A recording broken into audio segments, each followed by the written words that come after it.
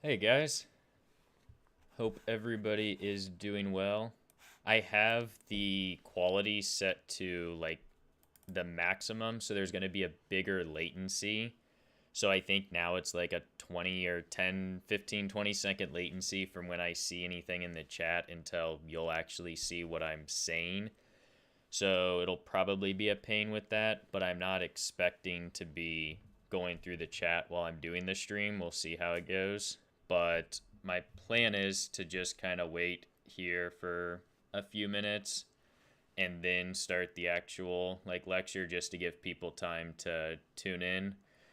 How's it going, Sion, Dave, Deshipu, Johnny, Jeff, Tin, Androby?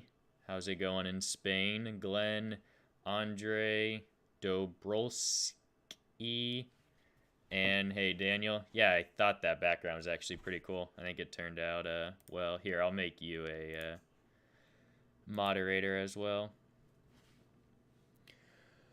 But yeah, does anyone... Oh, I need to post for people who are not in Discord. So what I'm going to do essentially is, hey, Ahid.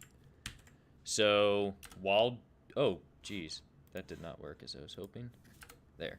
So what I'm hoping to do is while I'm doing the lecture, I'm still going to have the chat up in case like my audio cuts out or something like that, and I'm not just going to be talking for a while without actually people hearing me. But I'm not going to answer questions during it, and to keep the chat from getting super like cluttered with a bunch of questions, submit them on the form that I just posted, and I say one submission per or one question per submission. If you have multiple questions, that's fine. Just submit one, then redo it, submit another, just because I think will keep it a little bit easier for me to follow along. Oh boy. Oh boy. We got the spammers in here. Oh boy.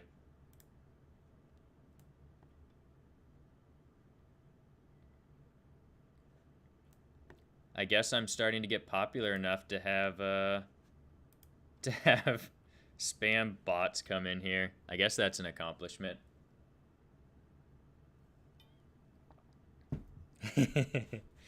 Yeah, I think I was able to remove one of them. Yeah, it was pretty fast. That is crazy. I've never had anything like that happen.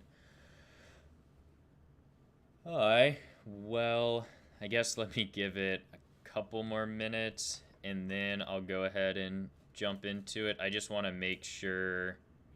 Yeah, Daniel, I already gave you one. Now we have two people to handle the spam bots.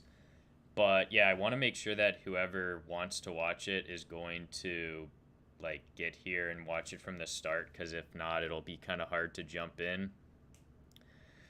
Because filtering out obvious spam is too hard. I know, that was such an obvious spam. Linus would have taken that opportunity to advertise the coffee cup in his store, lttstore.com, am I right? Microtype.io. That could be my new pitch. But I will say the LTT water bottles are pretty fantastic.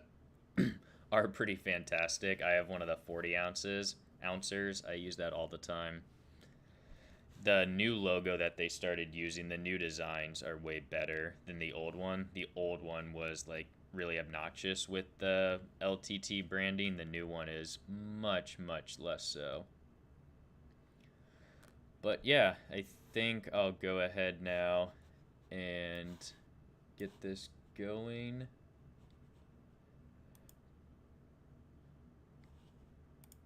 But yeah, as just a forewarning, I'm sure a lot of the stuff in this isn't going to be like super set up well. I mean, it's the first time I've ever done a stream like this, so definitely let me know what you like about this format, what you don't like, and I can obviously adjust it for future. But yeah, so again, if anyone just joined, let me actually, before I do begin, let me post the form one more time. So if you have any questions during the stream, make sure to go ahead and submit them on there. Don't ask them in the chat because I'm going to do my best not to answer any questions there, just to keep it a lot cleaner. But yeah, I think we're good to go. So I hope everybody enjoys this, and at the end of this I'll go through all of the questions, and then depending on time I'll check into the chat and see how that goes. But yeah, this is how we'll see how it goes. Will this be only question I'll answer right now? Will this be recorded permanently on YouTube? Yes, all of them get immediately uploaded, so you can check it out later. So yeah, the topic of this is going to be not just the differences between microcontrollers and microprocessors, but what are like the practical differences. So when you look up into like Google, like what is the difference between a microcontroller and a microprocessor, you get a super generic list, something like this. And other than the grammar and wording being really bad in this specific example, it kind of boils it down to, it'll talk about that it's like just the processor. So a microprocessor just has the actual CPU, and all of the other peripherals needed to make that run aren't included, where a microcontroller has all that in one. So it's integrated, which certainly is true. Then they'll talk about, like down here, the microcontroller, the pricing is cheaper compared to a microprocessor. Yeah, that can be true. And then it just goes on to do like super generic comparisons, like power saving, each instruction will be slower, blah blah blah, and then how like the different architecture, Harvard versus von Neumann, which you don't really even feel for the most part. So I don't really like the definitions that Google or what is out there, kind of the pros and cons. So for the sake of what I'm going to be talking about in here, I'm just going to throw a couple super simple definitions, and that's what I'm going to kind of base what the rest of the talk is going to be on. So a shorthand for microcontroller, I'm sure everyone knows, is MCU. So a microcontroller, like I just said, like the true definition is it will have the processor, so the CPU, the storage, and that storage is both flash and memory, so it's volatile and non-volatile. It'll have all peripherals built in, and there's an asterisk I'll get to, and then all the power management. So for most microcontrollers, you can give it a 3v3 or a 5 volt voltage, and it'll just run. It has internally all the power management that it needs to buck down or drop down to whatever inner voltage rails it actually needs, but you don't actually see any of that. A microprocessor, the shorthand is MPU, so no surprise there. And like I also said, it's just the processor. So a microprocessor has the CPU, but that's all it is. Everything else is external to it and is required for it to be able to run. And then another thing that you hear tossed around a lot is a single board computer. So a single board computer, unironically, is a computer that lives on a... Oh, someone said the audio's cutting out. Yeah, let me know if the audio's cutting out. That's obviously why I still have the chat here. But a single board computer is everything is on a single PCB. So you can have, and the easiest example is like a Raspberry Pi. So you have a power input connector, and then you can have everything else directly to that single PCB. So technically, a single board computer could be built with a microcontroller, which I'll touch on a little bit later. Okay, good. The audio is good. I am glad to hear that. That would have been a pain. But almost every time a single board computer will be with a microprocessor, but again, I'll get to that later. And then the one asterisk was some peripherals will still require an external interface. The easiest example, and I know Daniel knows all about this, is for Ethernet. Ethernet, you still need to have the actual PHY that will take the signals from the processor, whether it's an MCU or MPU, and then convert that out to what is then sent through the magnetics or the isolation and then onto the cables. So for the most part, it's more integrated with peripherals on a microcontroller, but not always. So common examples of microcontrollers are pretty obvious. Everyone knows most of these. Arduinos, like that Megas, AVR series, STM32s, but you obviously can't buy them anymore, so it's not a fantastic example nowadays.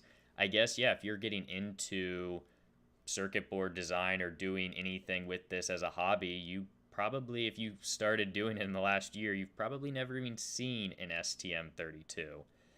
For a other example of one that's a pretty common Wi-Fi part lately is an ESP32. Again, that's just a microcontroller. For MPUs, the biggest example of that is a Raspberry Pi, which I'm sure everybody here has used or at least knows of. BeagleBones is another single board computer. And yeah, Raspberry Pi, BeagleBone, and then Jetson Nano. They're all single board computers, but they have a microprocessor on board. And then a computer CPU is obviously a microprocessor. They are not typically a single board computer because the graphics card, the motherboard, you'll have the power supply separate. You'll have a lot of different components that are on different circuit boards, so it's no longer on a single board. So, and this goes back to why I'm not a huge fan of the way that this has kind of been discussed and why I kind of wanted to do this topic. So you'll hear some super generic, again, pros and cons for why you should use a microprocessor or why you should use a microcontroller. One of the big ones is microcontrollers are cheaper. As a whole, is that true? Sure. If you're comparing a single microcontroller versus a microprocessor with its core feature set, and I'll say that a couple times throughout this, when I say like the core microprocessor features or units, that's what's actually required for it to just run. So that's the power management, that's the memory side, and then any other boot peripherals it needs to just run. So if you compare most microprocessors to most microcontrollers, microcontrollers are going to be cheaper.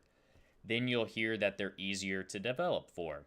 If you just want to throw on a whatever microcontroller or microprocessor, sure, a microcontroller is going to be way easier in hardware, and then you can, if you have an AVR microcontroller, throw up an Arduino IDE and get it to program and do some simple LEDs and stuff super fast. So sure, it's easier to develop for. Then for the pros of a microprocessor, you'll hear they have higher processing power. Of course, that is true. You can have a desktop CPU that will blow out any 32-bit microcontroller.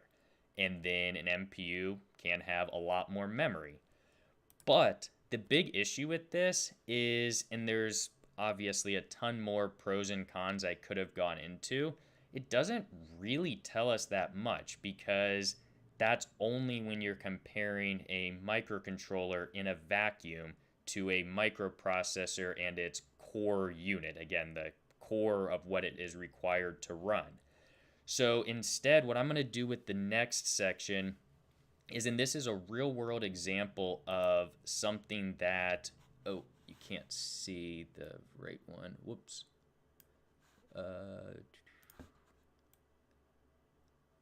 Okay, right there. So this is actually a real world example of a job that we were discussing with a client about doing. It ended up not going forward, but I think it shows in a really good context why it's not always a super easy like apples to apples comparison with a microcontroller and a microprocessor. So let's say, and this obviously isn't, oh, we got more spam. Let them have it, Johnny. It's so crazy that they have new accounts that just pop up and do the exact same thing, and Google doesn't know to delete them. Kind of crazy. So this is kind of a generalized example of that job that we had for a client. So let's say we have a audio mixing board. It takes in several different audio channels. Maybe they are from a microphone, maybe it's from like a guitar pickup. It doesn't really matter. We just have multiple audio channels that we need to ingest. Once we ingest them, we then need to mix them, add different filters, effects, maybe compress some of the signals, maybe expand some of them. The gist of it is we need to do some sort of audio work to all of those signals and then combine them into a single output stream. So again, this is something that would be a pretty common application that would be used in a lot of products, a lot of like musical instruments and mixers. So, and I'm going to ignore, not just for this example, but for the entire presentation, FPGAs, because I know if anybody out there has messed with FPGAs, this example also could be a great use for an FPGA, but I'm not going to go down that road. One, that's not what I do. I'm not that familiar with them. And two, it just is a completely different like paradigm. That's how you pronounce it. It's a completely different like programming and hardware paradigm, and it's again kind of hard to compare them. So it's just going to be between these two options. So let's say you don't know about or you didn't want to do anything to do with a microprocessor. So you just want to be able to do it with a microcontroller or just complete analog approach. So you would probably use a mixture of different analog components, maybe op amps, maybe different filters just with passives, and you would combine them with digital ICs. So maybe you can get a compression filter IC, maybe you can get a bass boost IC or just a general DSP that lets you apply these to those signals. Then you can have your microcontroller control all of those analog devices and the digital ICs. So most of those op amps that you'll implement, most of the compression ICs, you're going to be able to talk to them, at least the digital side, and adjust the compression, adjust the thresholds. If you're using an op amp, maybe you use like a digipot on one of the resistor legs, so you can adjust what the gain is in each of those channels. So you'll be controlling everything with the microcontroller, but the actual nitty-gritty of the audio filtering and all of the compression and everything will be a mixture of pure analog solutions and digital ICs. Now let's say you don't want to do that and you say, okay, let me explore what a microprocessor could do. With a microprocessor, you get a processor that has a great audio support and it can ingest audio directly. Maybe it needs a analog front end that then directly converts it to a whatever audio protocol it uses, but it goes straight from the outside world, gets converted to whatever, and goes straight into the microprocessor. Once it's in the microprocessor, you're running Linux and you do all of the mixing and software. Then you output it and it goes out to the single output that you need. So with the microprocessor solution, it's insanely flexible. If you want to adjust the entire filtering that you have set up, it's just software. You can adjust whatever levels, whatever aspect of it, and you can use specific Linux distros or specific builds that are purpose-built for audio, and you can pretty much control every single part of the audio flow. There's a ton of less audio hardware, and other than it being nice to not have to buy all of those parts, not have to place them, it also means there's a lot less chance for interference. if your audio signals are coming into your board and almost directly getting converted to a digital signal, once it's a digital signal, you don't have to worry about any noise or anything on those signal lines. So you potentially could have a much cleaner signal that you then output again as a digital signal, and it's only converted back to an analog signal right before it leaves the board. And then this is where the pro and con list kind of goes out the window. This solution could definitely be cheaper. If you're doing a pure analog approach and you're buying 2, 3, 4 DSPs that are just handling the audio side, that can get really expensive. And you add that in with a bunch of different op amps, a bunch of different analog front ends, and your microcontroller, you can easily be significantly cheaper using a microprocessor because you don't need that much else. And then again, once it is all set up, it's super easy to change and play around with on the software end. With the microcontroller solution, you're really limited in flexibility. Essentially, once you have the hardware laid out, you really can't change anything other than maybe some threshold levels, some gains, maybe a couple things like that. But since it's all baked in, and especially if you do a pure analog approach, you might not be able to change anything. So if you do something with this and you end up having one channel that, oh crap, we need to cut the gain by 50% and then add a soft compression filter to it, you have to do a new board revision. So that's a big, and that could be a deal breaker. If you want to have flexibility, a pure analog solution probably isn't going to work. And then the analog hardware, already mentioned, a lot of places to introduce noise and make the signal not nearly as good. But one massive advantage, and this is going to be touched on a lot in the rest of this, is it's real time. A big, not issue, but a big consideration with a microprocessor or anything that's running a true operating system is it's no longer real time. So if you want to have those signals coming in and then be output to where you can't detect a latency, you probably aren't going to be able to use a microprocessor. If you're running a operating system, you have a ton of scheduling overhead, and when you actually are trying to output something, or I mean in the most simplistic example, trying to send a signal to a GPIO pin high or low, you can have anywhere from 10 to hundreds of milliseconds delay, and it's super dependent on what else the processor is doing. So if you're doing a bunch of computations in the background, you could have huge latencies between when you want to write to a GPIO or another interface and when it actually happens. With a microcontroller, it's real time. You can have real time interrupts to where as fast as that clock can actually signal, it's going to be able to write. So the real-time aspect is huge with microcontrollers and huge with anything that's bare metal, and it's something that you just have to keep in mind if you're running an operating system. And as an aside, you can have a microcontroller or a microprocessor with an OS, and I'll touch on that here in a little bit.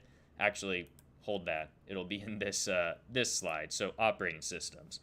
So microprocessors, they'll typically be running a true OS. And when I say true OS, you can have, and actually me and Manny were talking about this right before here, you can have a operating system of Linux running on some bare metal microcontrollers.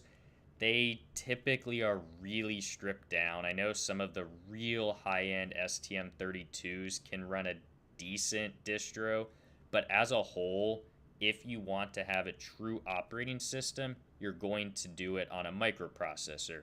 You can also run a microprocessor without an operating system, but it's not super common, and I actually haven't experienced that, but you certainly can.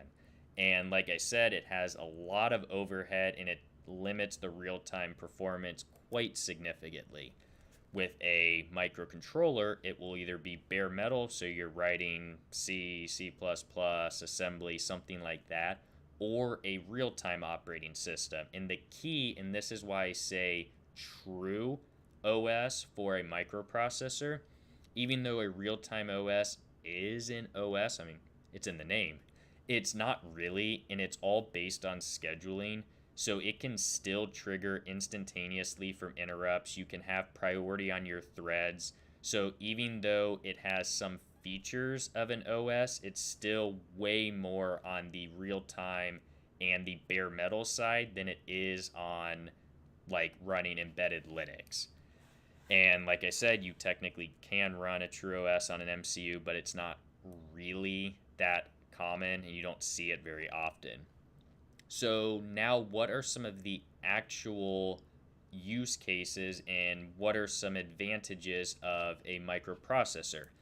And I'm going to cover more so for the rest of the slides.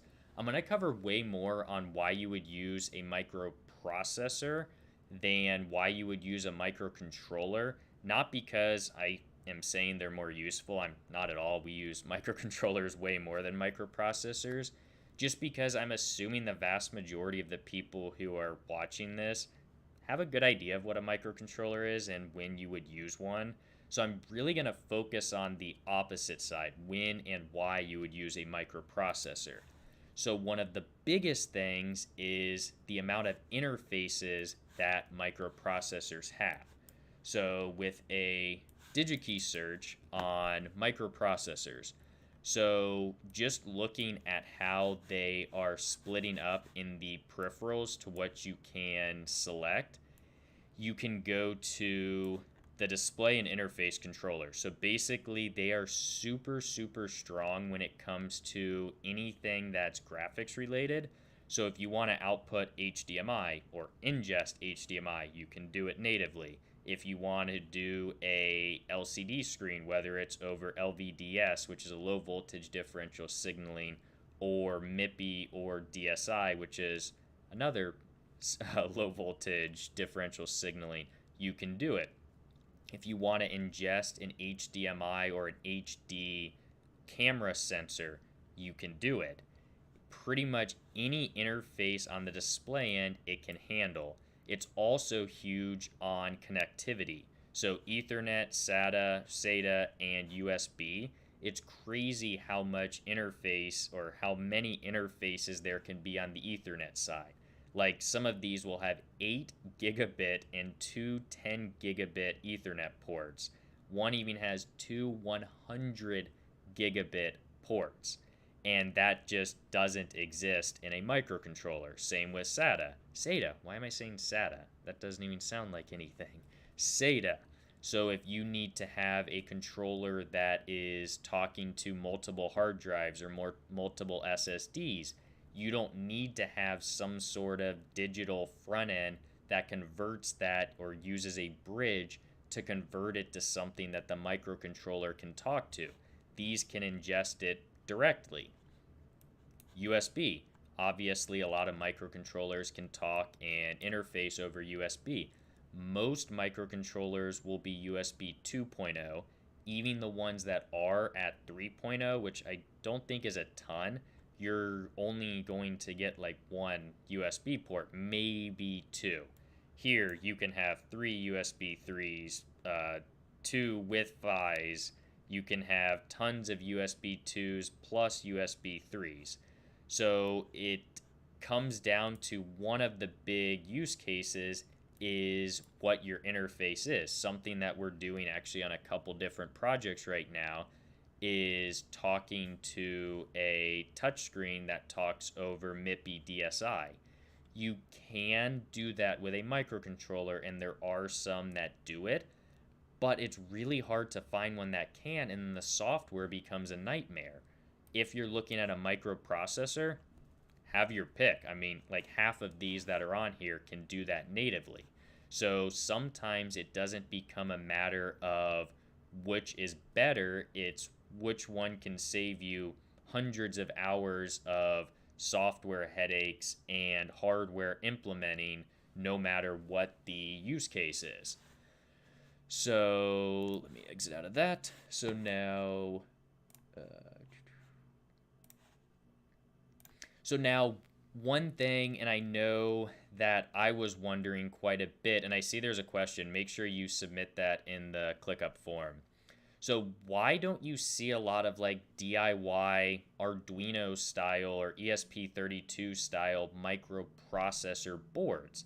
Because there's tons and tons of Arduinos and Arduino clones, ESP32s, ESP32 based boards like Unexpected Maker has a whole line of boards based on the ESPs. You don't really see that with single board computers or microprocessors.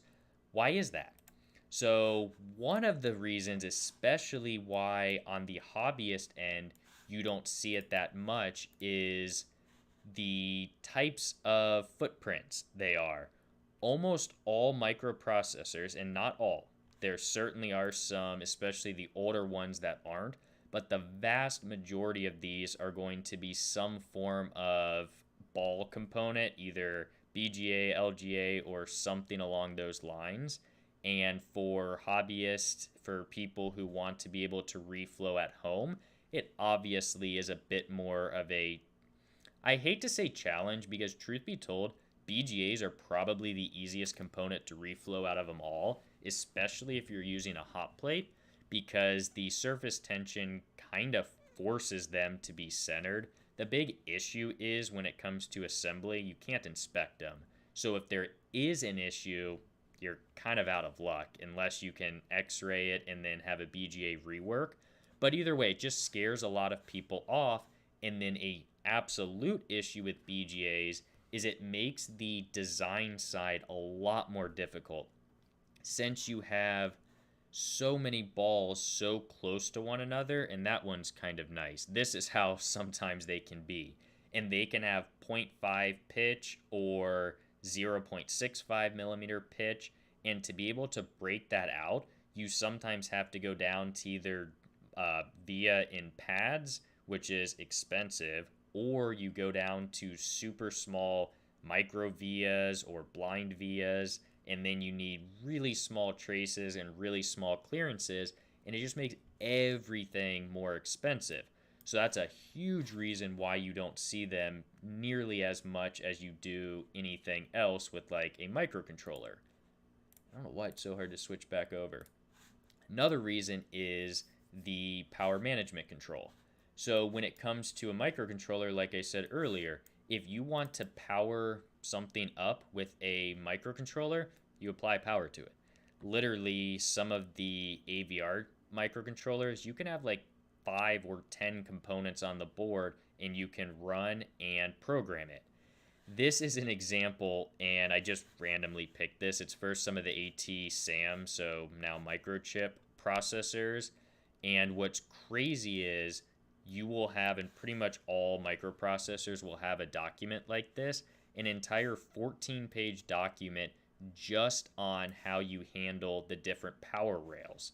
So it's pretty common you have some higher voltage peripheral lines that you run normally at 3v3, so you can interface with a lot of standard logic level chips, but most of the core and most of the internal circuitry runs at a lower voltage, anywhere from 1.2 up to like 1.8 volts. So with this aspect, and this is actually a really nice setup for it, and they even say they have some limitations here. The analog section can't be powered separately or isn't powered separately, so it can be, so you can have more noise on the analog side, and then I guess a fuse can't be written. So you can sometimes have 3, 4, 5, 6, 7, 8 different PMICs just for the power management side. And then they also will have very specific timing. And I don't know if this has it, but you'll have very specific timing schemes. So you can't have the 1.8 volt rail come up before the 3v3 rail or vice versa. So it becomes really kind of difficult to sort out exactly how these need to be powered. And that adds time, adds effort, and makes it more expensive in the end. And then the other reason is it requires external memory.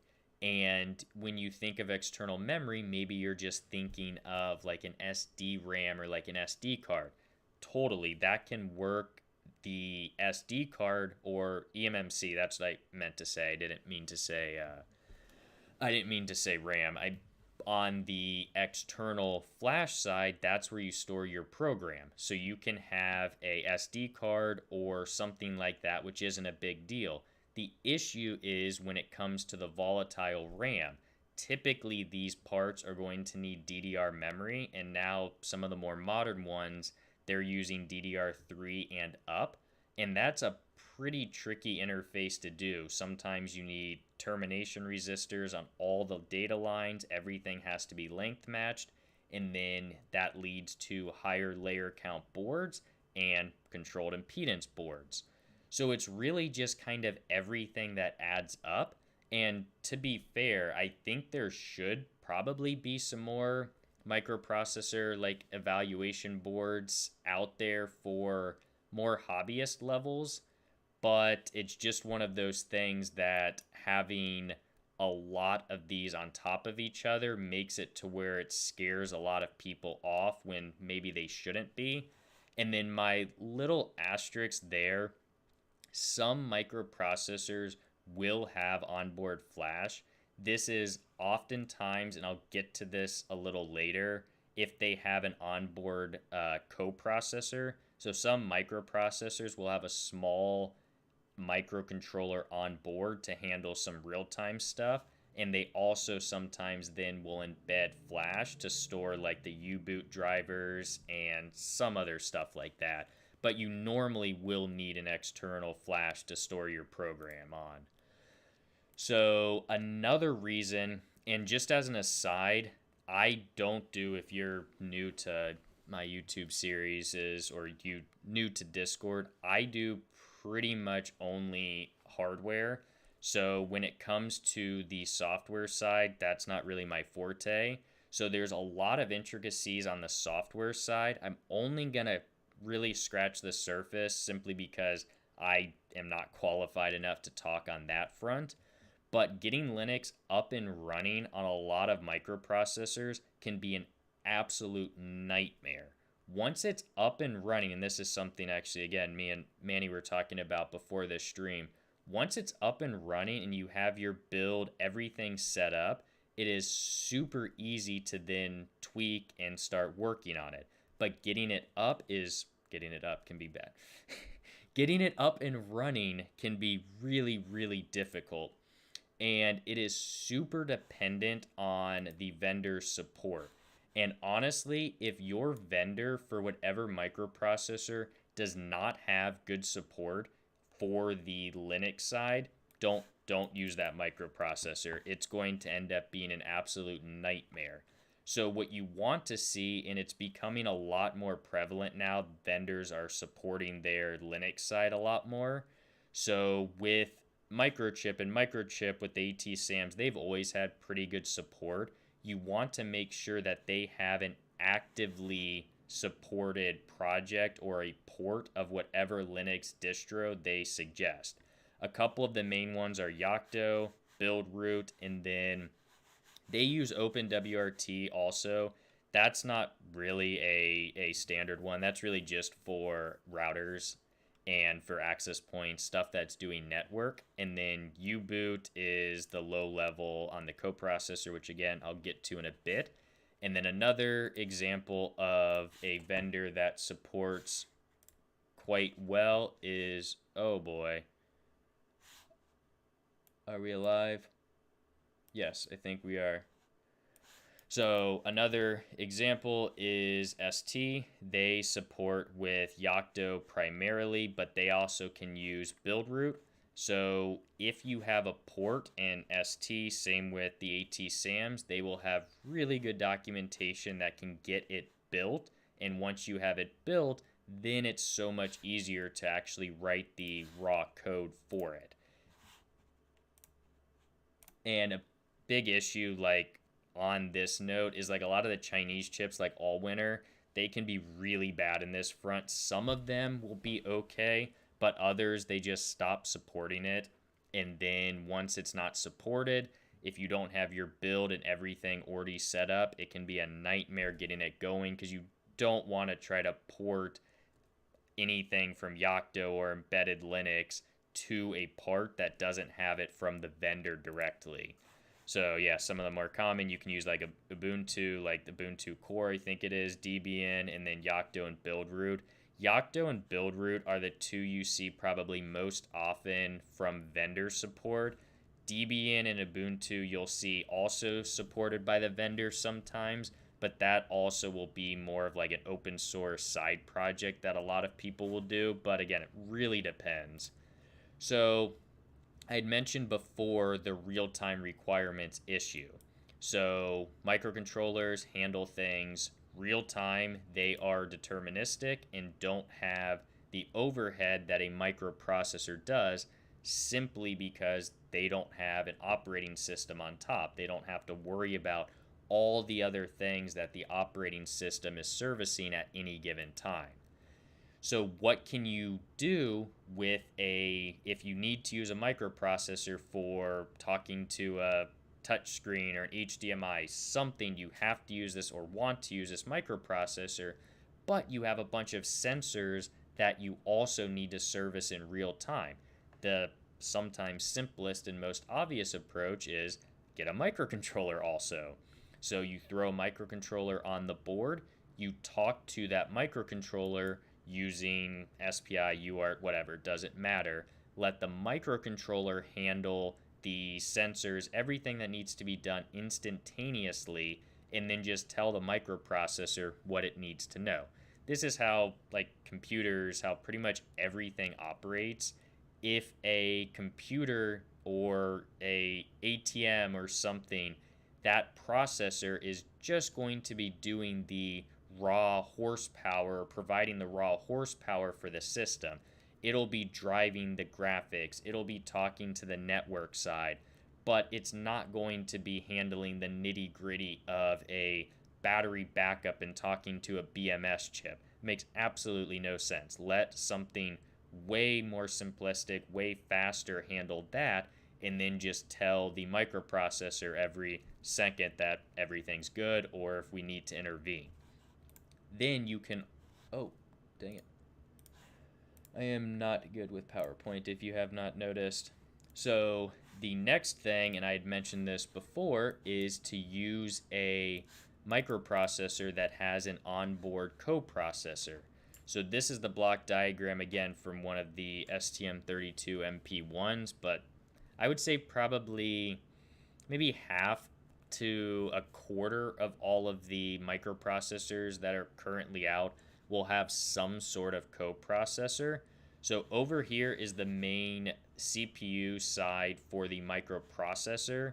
So you can see that the dual core here, it is handling and talks to all of your main peripherals, your RAM, your main SPI, Ethernet, all of your main timers, GPIO, USB, all of this wrapping around to here. So the vast majority of the silicone is for the microprocessor. There's also a Cortex M4 microcontroller that is on the same silicone. That will have the onboard flash that handles the U-boot script. So U-boot allows you to have bare metal code in here that sets all the peripherals. It can set power management scripts, it can do, or power management startup, and if they need timings, it can handle that, and it can also do the initial startup sequence for the microprocessor. But it also gives you access to GPIO pins. These can be serviced in real time.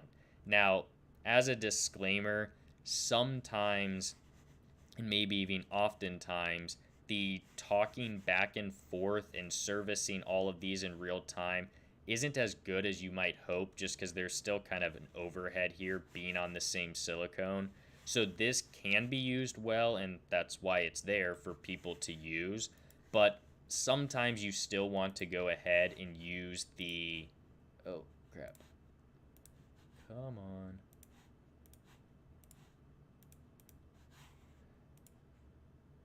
Okay. sometimes you still want to use the external microcontroller just because it's a lot easier sometimes to just know that everything there is going to work. So now I want to cover some more and different applications to where a microprocessor makes total sense and why or where a microcontroller probably doesn't make sense at all. The main example and the main reason why a lot of stuff is done like on the Jetson Nanos and a lot of the newer single board computers is for really computational heavy processes. Computer vision, machine learning. Those are the two big ones that are kind of taking off now. And anything that needs that kind of horsepower, you're not going to be able to get that with a microcontroller. Even if you go up to like an STM32 F7 or H7, it still can't compare to most decent microprocessors. So that's where you just go to a microprocessor and call it a day. Anything that has a lot of calculations, and something that people also might overlook sometimes is when it comes to the computational side, that also is on the graphics side. So a lot of these microprocessors, in fact, almost all that will have the LCD, the MIPI, DSI, HDMI, any of those graphics outputs or inputs, they also need a way to compile or not compile, to compose and draw all of those graphics. Most of them will have an actual onboard graphics engine, and then we have another spam bot. Man, these things are getting out of control today. That is insane, and it's like the same named account too. I don't know how that keeps happening. So another side that is a super easy choice with a microprocessor is anything that is memory intensive. Since with a microprocessor, it has the ability to have external RAM without being like, so microcontrollers can have external RAM. It'll usually be like SD RAM, and that certainly works, but it's always going to be slower than if you're using like a super fast DDR memory. So if it needs to be really fast access memory, you're going to want to use a microprocessor, and that's big again for driving displays. If you're driving a lot of data to a display, you have to store that data somewhere. And if it has an onboard graphics engine, yes, that can help with it, but you still need a place to put all of that before it's spit out onto the display. Also, and this is something we've used in the past, if you have a lot of LED, like the intelligent LEDs for like a display board or a matrix, you have to store the data for each one of those pixels. And yes, again, you can use external SD RAM, but if it has to be really fast, you're better off using DDR3 memory, which is going to be significantly faster than SD RAM. And then I already touched on this before. If you need specific interfaces, a lot of high-speed USBs, HDMI, or Ethernet. You can get some of that on a microcontroller, but as a whole, you're way better off with a microprocessor when it comes to especially Ethernet, or if you need a lot of different ones of these interfaces. So that is, yeah, so I definitely, what I was saying before I started this, is I had no idea how the timing would be. So yeah, that was the bulk of what I wanted to cover. So definitely a little bit shorter than I was hoping, but it's better for it to be quicker and then rather than to drag on super long, but I can always adjust for the next one. So as a conclusion, there's a lot of times you can use a microcontroller or a microprocessor for the same application. That example I used earlier of the analog audio system is a great example. You could have done either approach, and either approach would have worked perfectly fine. But there are applications that are way more suited to one approach or way more suited to the other approach. For example, with that same audio system, if you needed to have zero latency, if this is synchronizing different streams across the room and it's going to be played back to, say, the musician's ears. You can't have any sort of latency there because he's going to hear himself and then echo. Even if all the other features of a microprocessor would help you, you can't have latency. So you have to make it work on a microcontroller. And it really boils down to kind of a few aspects. If you need to have, or if it makes your life easier to have a true operating system, if you want to have a true Linux box, you want to have Linux, you want to have some sort of GUI, you want to have something that a operating system makes easier, well then you're probably going to need to go to microprocessor. If you need specific interfaces that a microcontroller doesn't offer, well then you probably are going to need to have a microprocessor for it if it has that interface, which it almost always will. Again, you could often convert that interface to talk to a microcontroller, but a microprocessor will probably be able to do it natively. If the software side is super computationally heavy, then you're probably going to want to use a microprocessor. Computer vision or machine learning. Those are two of the big applications nowadays. Then the big one for microcontrollers is it real time? Do you have to have a real-time responsiveness? And I kind of covered this just a second ago, but that really is a big one. If you have to service interrupts in real time, you have to use a microcontroller.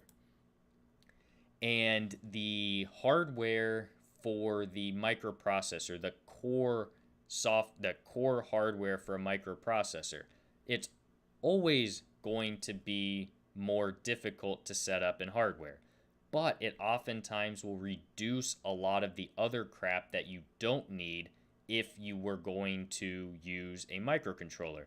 Back to the audio example, that cut down a ton of the interfaces and a ton of the different analog side that you would have needed.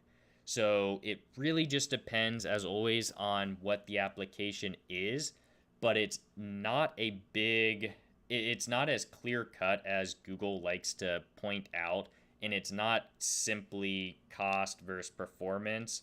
There's a lot more that goes into it, and I hope that this was kind of a decent overview. I know I didn't go in specific or into a ton of detail on any specific side of it, but I hope that still kind of was a decent overview. And now I can go through, there we go, I get my cool background back.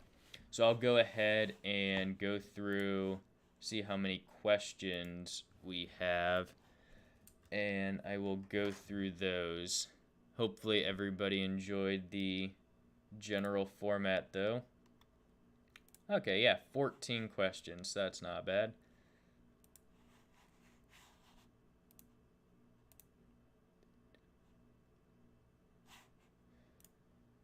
Okay.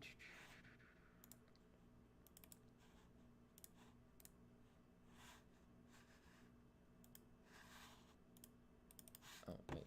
Oh. Okay. Well, thank you, Jeff. Oh, yeah, thanks, Moses. Thank you, Daniel and Craig. Sanji, okay, it was fluffy stuff. Thank you, I think. I don't know. Okay, so... Come on. Okay, so first question was with Manny. What is the PCB cost comparison of a microcontroller versus microprocessor?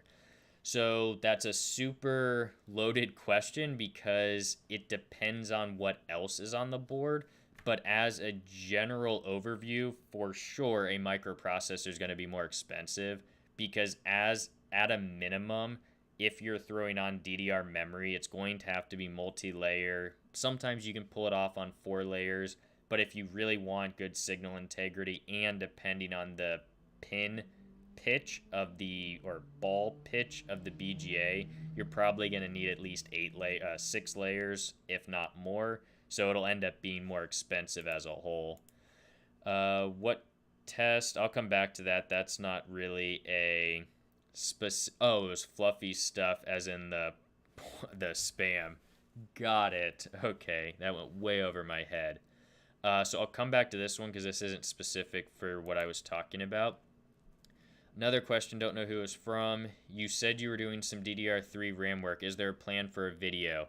I think so. I really do want to get into, and that's why I did this video in the first place. I do really want to get into more both like personally and on the channel, but also on the business end.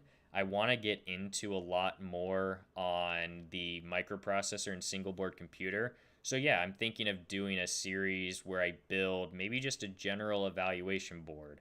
But I just am a little scared still of doing a really long series. But let me know if that would be something you guys would like, because I think it could be pretty cool. What's hardware debugging on a microprocessor look like? From Manny again. So I am not a good one to answer that. I know you can, and we're doing it on the MP1. You're able to debug both the onboard, the Cortex M4, the microcontroller, and then you also can do it on the microprocessor.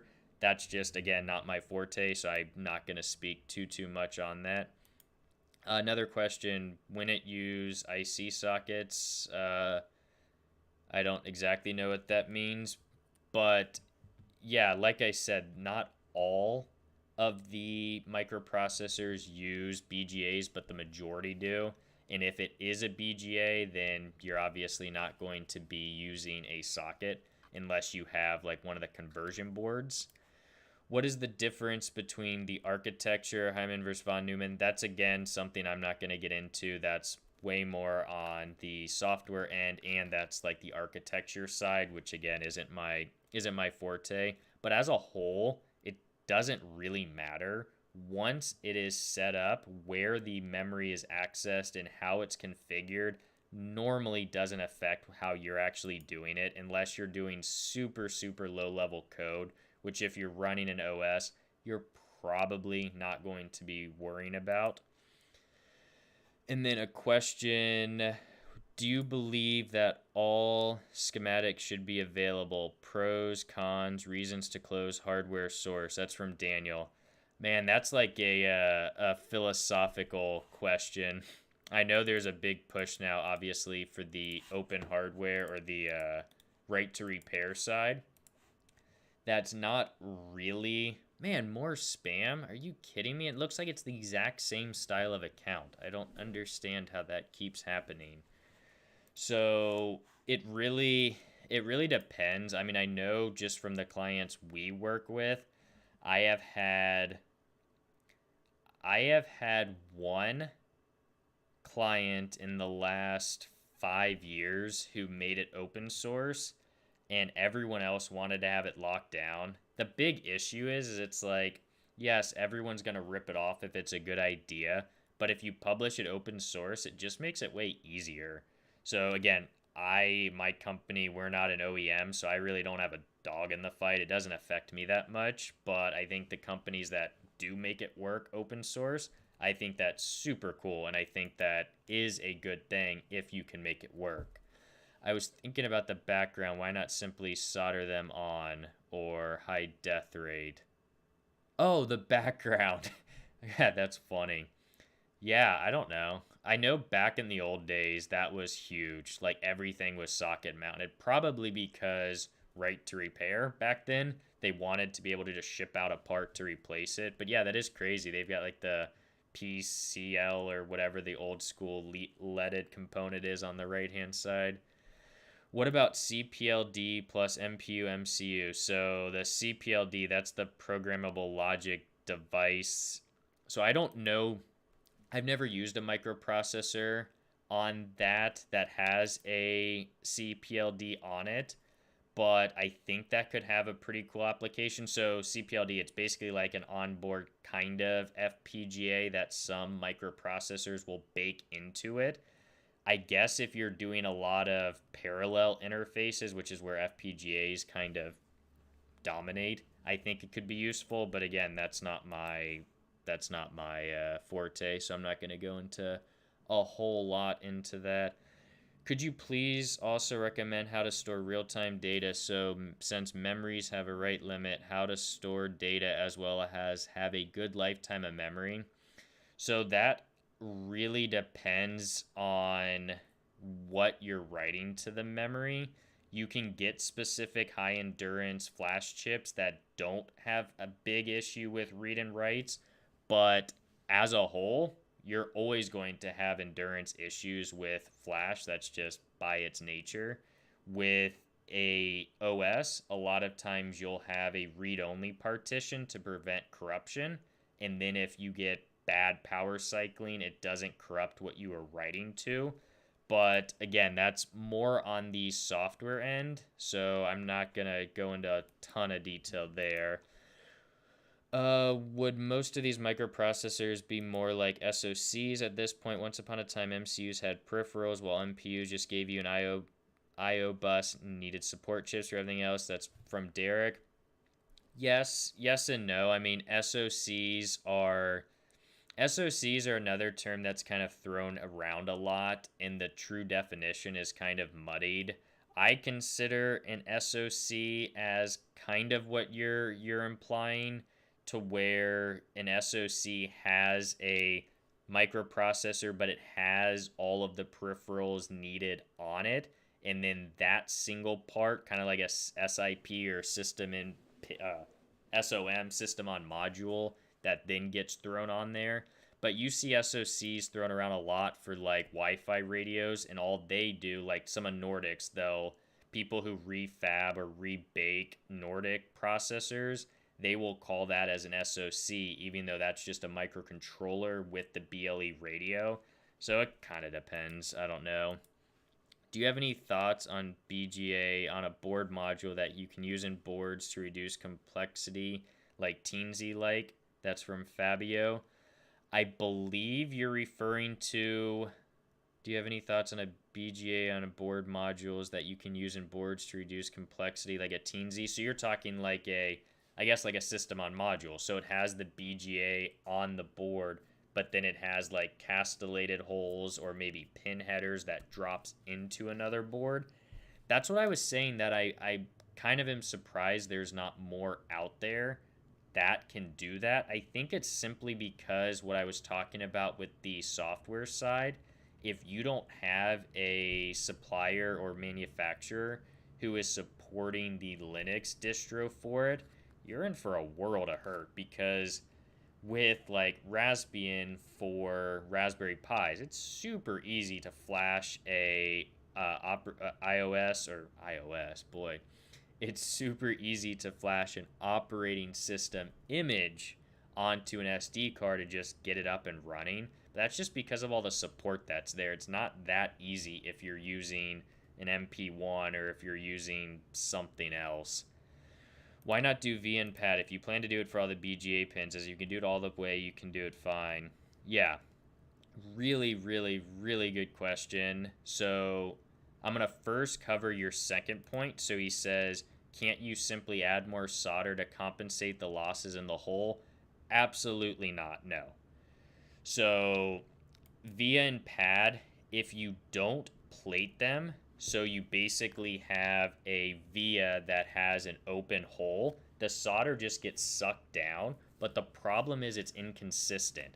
So if you were to just add more solder, sometimes it wouldn't get sucked all the way down, and then you end up with too much solder.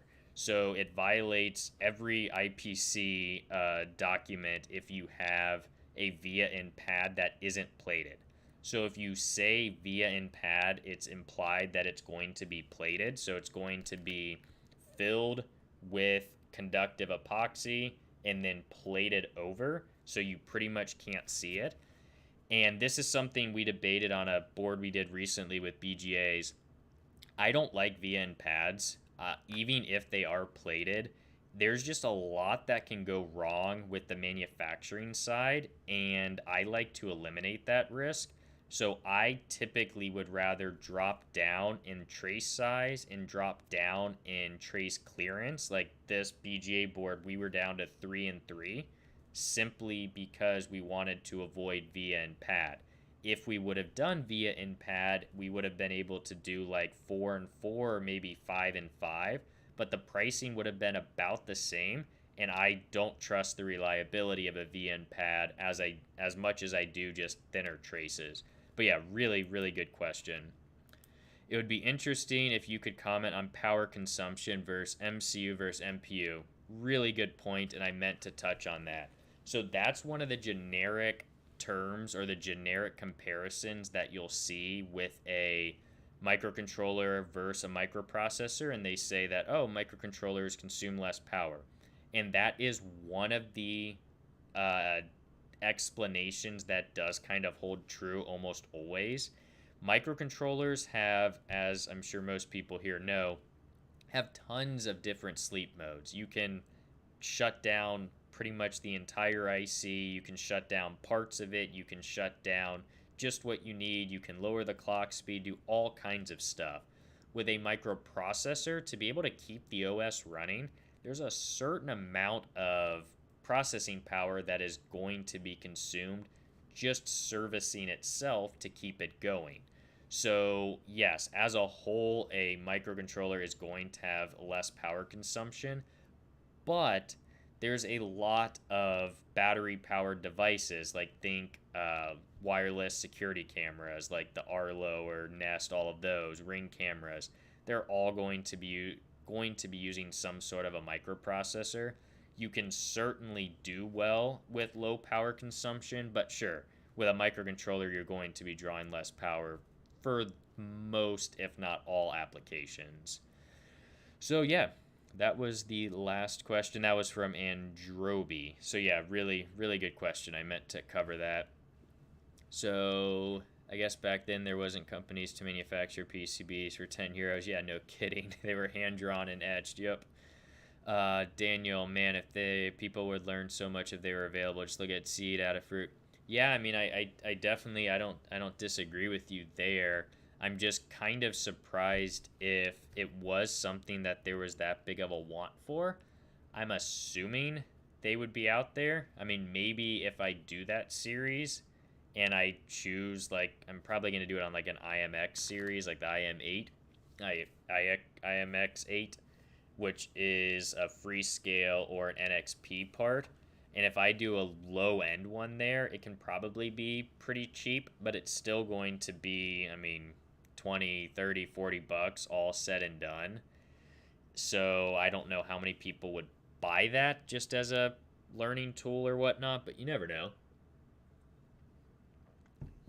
Is the only time you would make an ASIC component just for the footprint size of things? Is there signal enhancement as well? Sion, great stream, gotta run. Sorry, hope everyone has a rockin' week. Yeah, you too, man. I appreciate you you stopping by.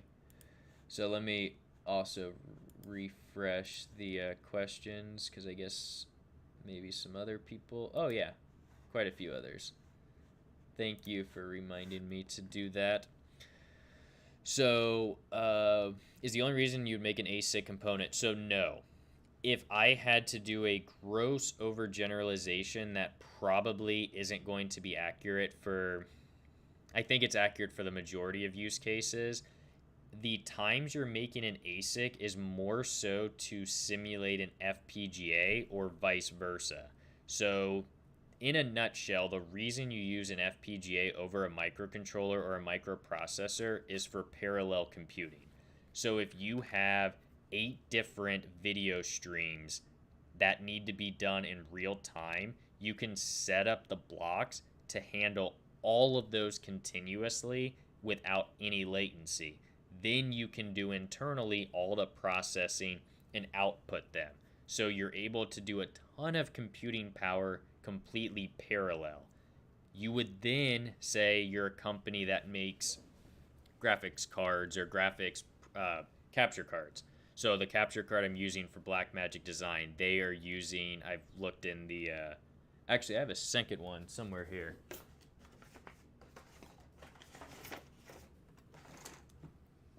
Never mind. They are using, oh yeah, it's right here. I'll tell you the exact one.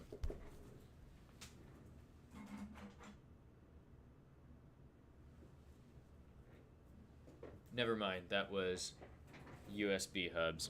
So anyway, that Blackmagic design capture card, it literally has like 5 components on it, and one of them is a big FPGA. So let's say Blackmagic design, they're probably selling, I don't know, thousands to tens of thousands of those boards. Let's say they wanted to start selling millions of them, they would make an ASIC.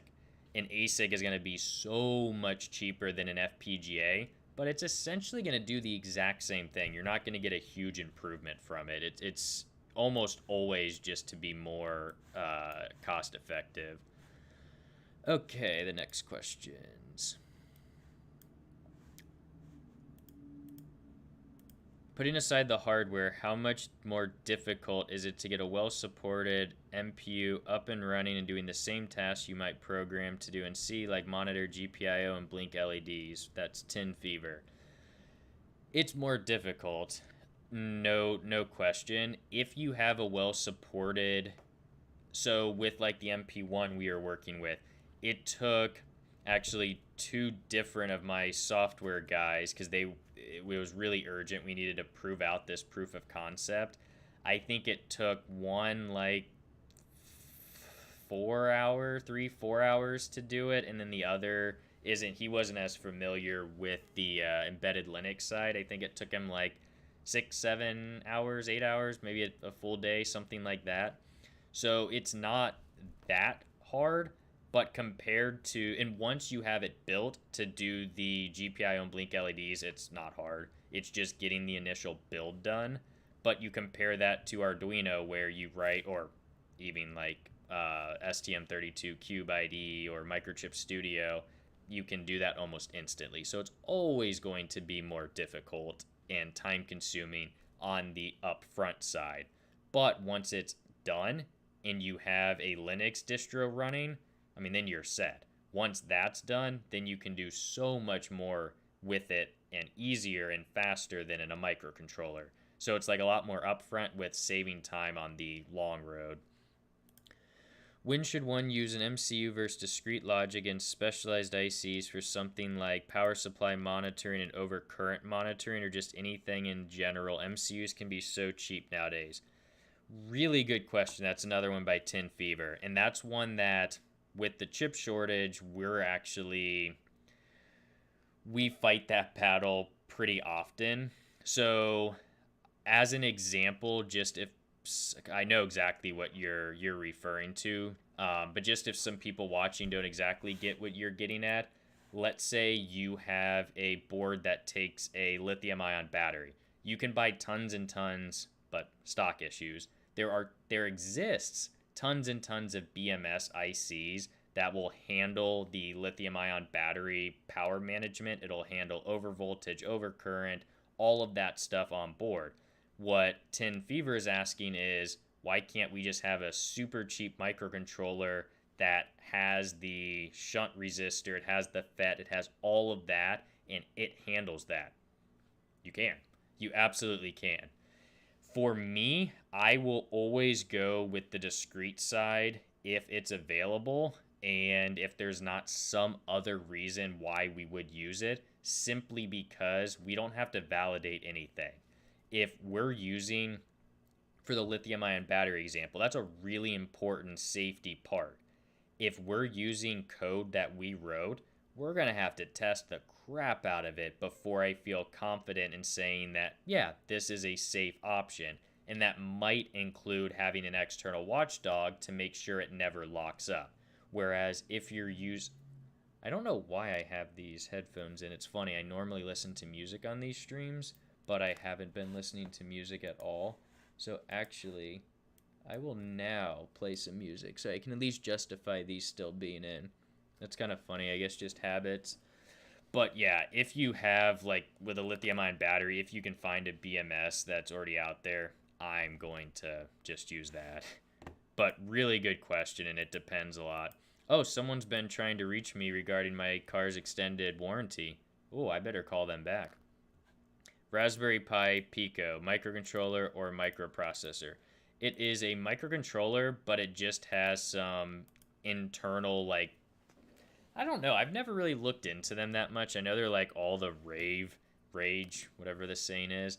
I think they just have some like programmable logic blocks. So I guess they are kind of like a microcontroller with a taste of a little bit of an FPGA in there. But no, they're still a microcontroller. Someone asked, how old am I? I am 27. So someone asked earlier, what test regulations are needed in order to bring a product to market? So I will share probably the best single article explanation of certifications. Interesting that you listen to music while streaming. What do you listen to? How can you talk and listen at the same time? I don't know. I guess even though I'm obviously used to hearing myself so much because editing the videos, I don't know. I just find it more relaxing. What am I listening to? Right now, I am listening to a mix of Quinn, and I should know better Roman numerals, but XCII. And it's not just a mix of him. It's like a radio based on him. So it's like different artists like him. Brian is also 27. Look at that. 27, that is less than I thought. Thank you. I think. I look a lot younger when I shave. Like when I just get done shaving, I'll sometimes get carded at restaurants, but when I have this, almost never. Let me see if there are any other questions that are submitted. Nope, we're still at 19. So then, does anyone else have anything maybe slightly off topic from what this or I guess first, what do you guys think about this format? Do you like this? Is this something that you guys are interested in? Is this something that you think is good for future live streams, or do you like the less formal approach? Because this was just something I was suggested in talking to some of the patrons on Discord about. Oh, I haven't pimped Discord yet. If you haven't already joined the Discord, make sure you do that. But yeah, I just was suggested this by someone in the Patrons Club, and I think it's a pretty cool thing. I kind of like this. I always kind of had an idea or wanted to go into academia and like be a professor, and this is more of the structured teaching, which I think is pretty cool. And it looks like the views on this were about the same as I normally get, so I think everyone seems to like it. Yeah, sweet, awesome. Well, I'm glad to hear that. So then now, what do you guys think? If you have any other questions, if you were to make your own product, would it be possible to go around regulations and sell your product as DUI and leave like one jumper bridge to connect yourself? Well, I cannot offer legal advice, so I would never offer anything. But if you go on, and this is US only, I don't know anything about other countries, but US only, you go on Amazon, half of the crap that's on there that are electronics products like eval boards and stuff, they would fail emissions so horribly bad. So can you get around it? Sure. But it comes down to if you're willing to take the risk. If you get found out, someone reports you, it's a really big deal. So, I don't know. A lot of companies do it because if it's not an intentional radiator, you technically don't have to do any testing. You just have to be compliant. But how can you be compliant for something that requires a test to be done? Just have to guess. So it depends. You certainly can. Format is fine and sort of interactive, but a bit late for Europe, but not that late. Yeah, it sucks because like half of the audience is from Europe, half of it's from the States. So this, I guess, is kind of a good mix, but there's only so much I can do.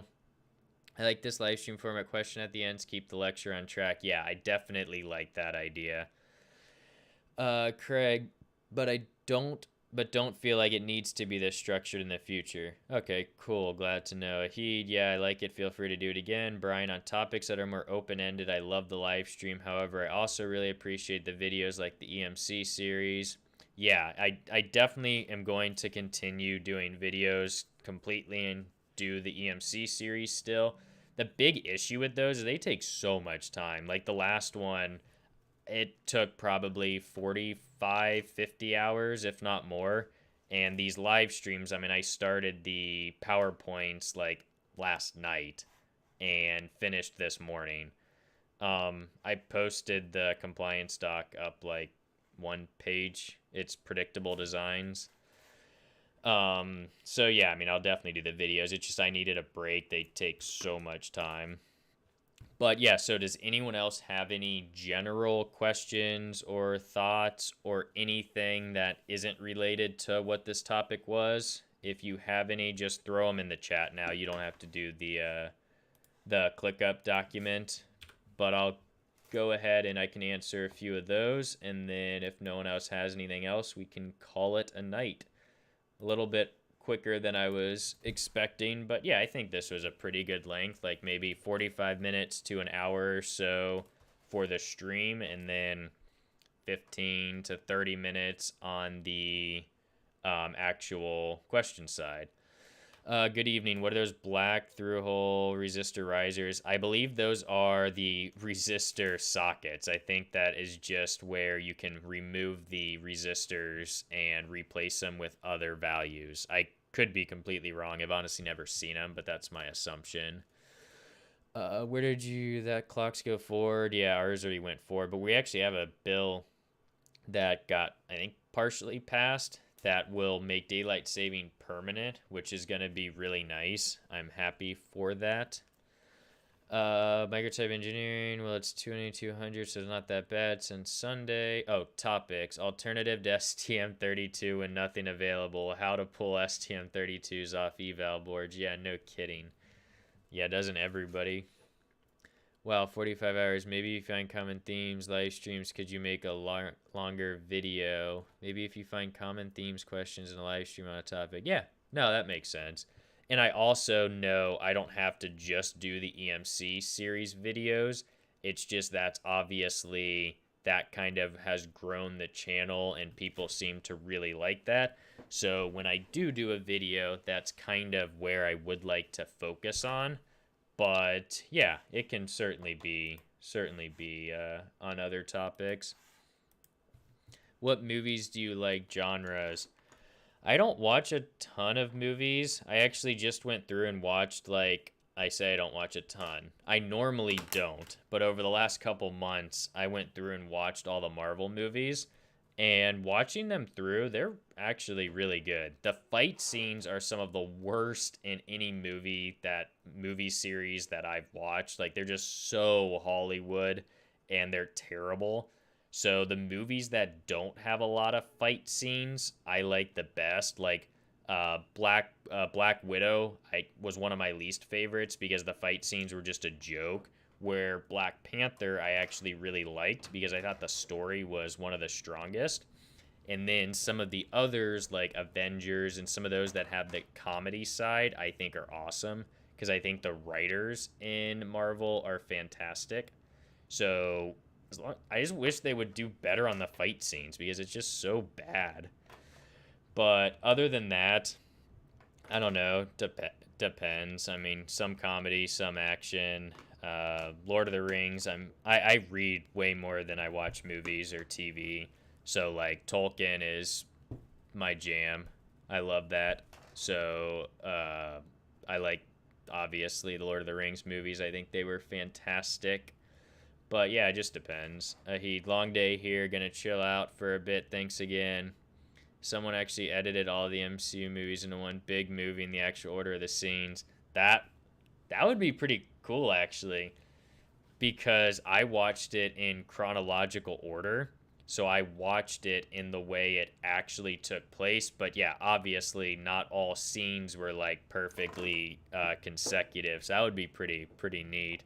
3 days long. Yeah, I don't know how that would how that would go over. But yeah, so does anyone else have anything else that they would like to ask or suggest topics on or anything else? Because if not, I will go ahead and call it a stream.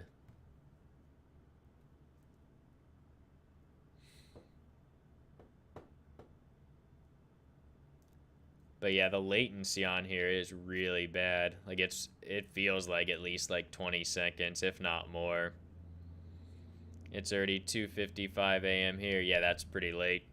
And I've done a bunch of polls on like Discord and YouTube, and this is the general time that people seem to like. So I don't really have a ton of options. I've tried doing them earlier in the day, like morning time for me, which would be better for Europe, but then nobody in the States can watch it. So kind of pick and choose. But yeah, I think that'll about do it. So yeah, I appreciate everybody for tuning in. I'm glad that it seemed like this is a good format for you guys. So definitely check out Discord if you haven't already. And if you are new here, obviously go ahead and hit that like and subscribe button. Do my formal YouTuber spiel. But I will talk to you guys later. Have a good one.